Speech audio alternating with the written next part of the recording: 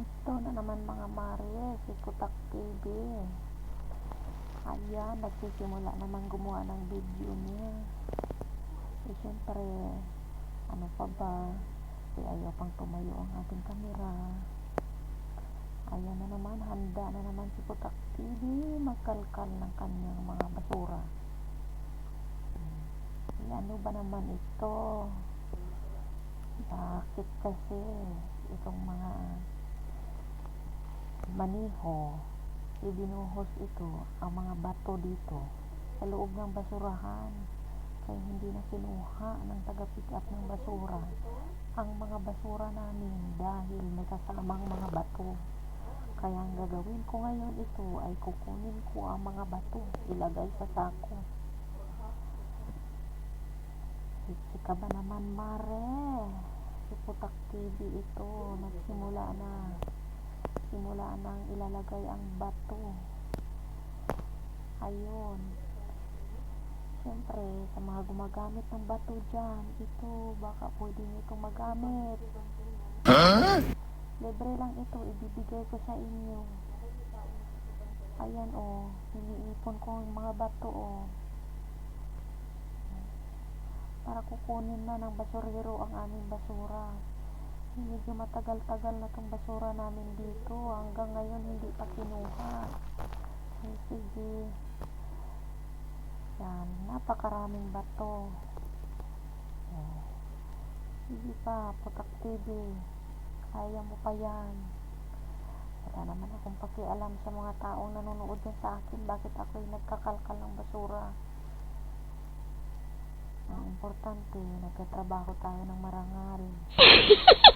Hindi pinutusan ng amo mo, kusang gawa mo na lang. Kasi awang-awa ka na sa basurero. Bakit ba naman ito halo-halo itong mga bato ito? May bato na, may basura, may mga kanin.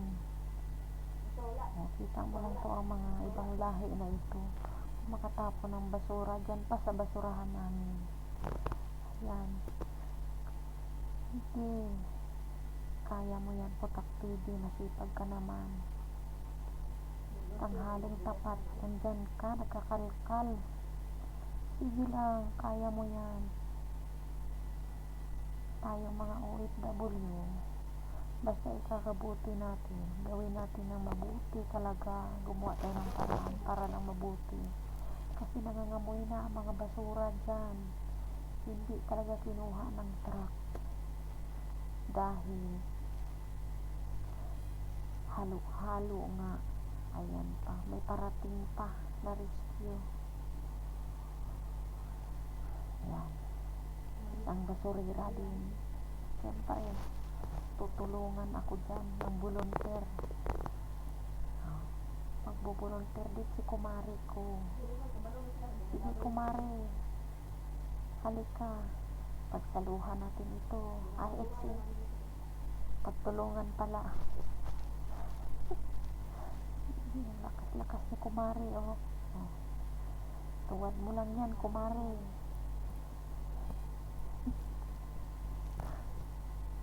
Ang lakas ni kumari dahil galing sa aircon. Siyempre si Kutak TV, kanina pa yung nainitan.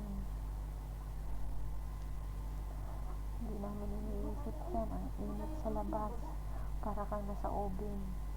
Dahil na sobrang init ngayon sa labas. Ngayon naawa na ako dito sa basura namin dahil matagal nang hindi kinuha. Sige pa, tulong-tulong tayo dito kumare. Kaya natin to. Kailangan magtrabaho ka ng maayos dito dahil marami naman tayong kinain na karnero. May karnero na may manok pa. Busog na busog tayo kumare, kaya gamitin na natin ang lakas natin. Sige, kaya mo yan kumare, tuwad mo. Sige, kaya natin to. Sige pa mare, kaya mo yan. Sige. Nako, hindi pa lumabas lahat, hindi pa lahat nalaglag. May dumikit. Sige pa ulit, Mare. Kaya natin to. Sige, taktak mo. Yug-yug mo. Taktak mo. Sige, Mare. Pagkatapos na naman ito ay ang baho. Kaya naisipan ko tuloy, dalhin namin ito doon sa medyo malayo-layo.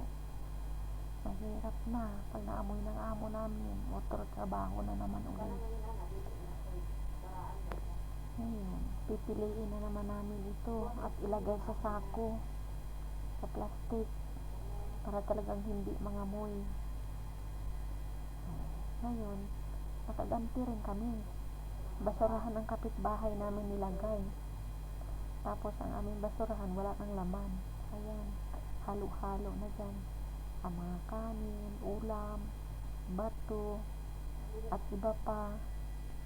Siyempre, ngayon, lalagay na naman namin ito ng maayos sa isang supot. Iba talaga ang Pinoy. Ganyan talaga ang Pinoy magtrabaho, Mari. Kaya, tsaga-tsaga lang, Mari. Kaya natin to. Sige pa, Mari. Mamaya, pag magutom ka, marami pang stock na Indomie dito sa loob ng kabinet. Ay, lagi naman bumibili si amo ng Indomie. Sige, yan naman ang pambansang pagkain natin. Sige, kaya mo pa yan, Mari. Sige, lagay lang ng lagay. Ngayon, ito na naman, may balak na naman si Mari. Oo. Sige, kaya. O, diba? Ang utak naman ng dalawang ito. Mas talibasang bulos, busog na busog. Sige, riyada pa dyan, Mari. Kulang pa ang lakas. Ayun. Kung ano-ano na naman ang kinakalkal ni Putak TV. Sige. Siyempre, ilalagay rin namin yan sa loob ng kwan. Sa loob ng lalagyan ng basurahan. Ito, ang mga basurero dito, ang mga karton, hindi kinukuha. Pag sa Pilipinas na ito, nako, malinis na ang basurahan.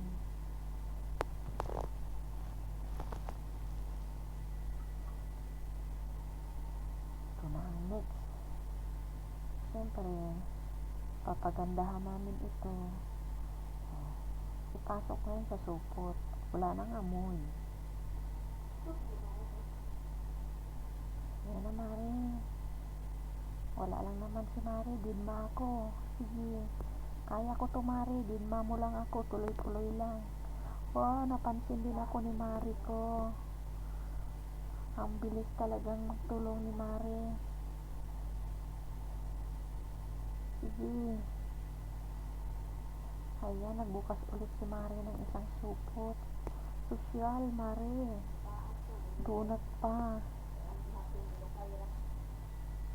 Sinayang ang supot, sinayang ang sako. Ang mahalaga, malinis ang bungad ng bahay. Sige, nasako na, nasupot pa, at isupot ulit.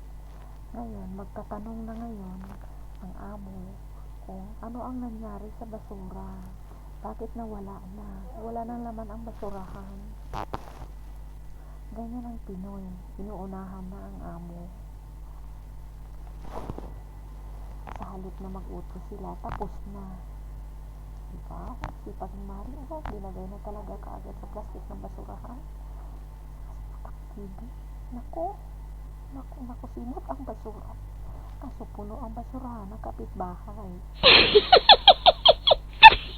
May kamera pa naman dyan sa bungad, dalawa.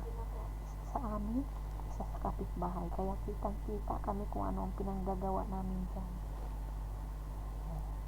Ayun, may balak na si Maring takpan. Kaso lang, mabaho yan ang basurahan, kaya kailangan buksan natin yan. At hugasan. Kaya nakalimutan ko, babalikan namin yan, Mari, at hugasan. Siyempre, magpapaalam na kami dyan. Ayan. Thank you for watching.